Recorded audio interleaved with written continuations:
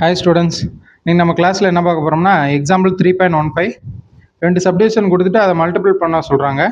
First subdivision எடுத்துக்கலாம்.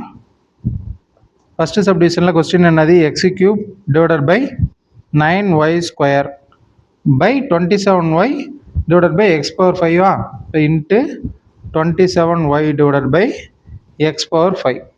இதில் காமனாக இருக்க கேன்சல் பண்ணிடலாம். எக்ஸ் கியூபுக்கு இங்கே 3x கேன்சல் ஆகி ரிமைனிங் 2x இருக்கும்.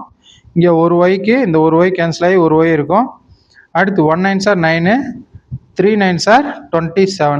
அப்போ நெக்ஸ்ட் ஸ்டெப்பில் என்ன ஆன்சர் வந்துடும், நியூமரேட்டரில் 3 மட்டும் ரிமைனிங் இருக்குது, கீழே இங்கே ஒரு x² இருக்குது, இங்கே ஒரு ஒய் இருக்குது. அப்போ 3 டிவைடட் பை x² ஒய் அப்படின்னு போட்டலாம். இதான் ஃபஸ்ட்டு சப்டிவிஷனுக்கான ஆன்சர். அப்படியே செகண்ட் சப்டிவிஷன் பாருங்கள்.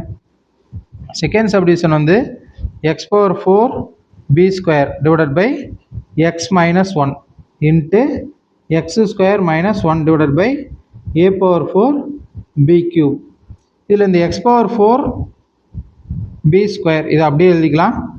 எக்ஸ் மைனஸ் 1 இதையும் அப்படியே எழுதிக்கலாம். இன்ட்டு இங்கே பாருங்கள் x² மைனஸ் 1 இருக்கா, இது என்ன ஃபார்மெட், a² மைனஸ் b² ஃபார்மெட்டில் இருக்குது. அப்போ a² மைனஸ் b²னா ஃபார்முலா என்ன, a plus b into a minus பியா. அப்போ x plus 1 into x minus 1 divided by a power 4b³. இதில் காமனாக இருக்கிறதெல்லாம் கேன்சல் பண்ணால் இங்கே வந்து எக்ஸ் மைனஸ் 1க்கு இந்த எக்ஸ் மைனஸ் 1 கேன்சல் ஆயிரும், b² இங்கே க்யூப் இருக்குது. அப்போ 2 b கேன்சல் ஆகி ஒரே ஒரு b ரிமைனிங் இருக்கும். அப்போ நெக்ஸ்ட் ஸ்டெப்பில் நம்மளுக்கு என்ன ஆன்சர் கிடைக்குது, X power 4.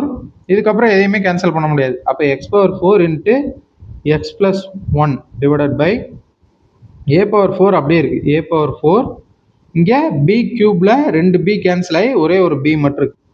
a power 4 into b remaining இருக்குது. இதுதான் செகண்ட் சப்டிவிஷனுக்கான ஆன்சர். Okay, thank you.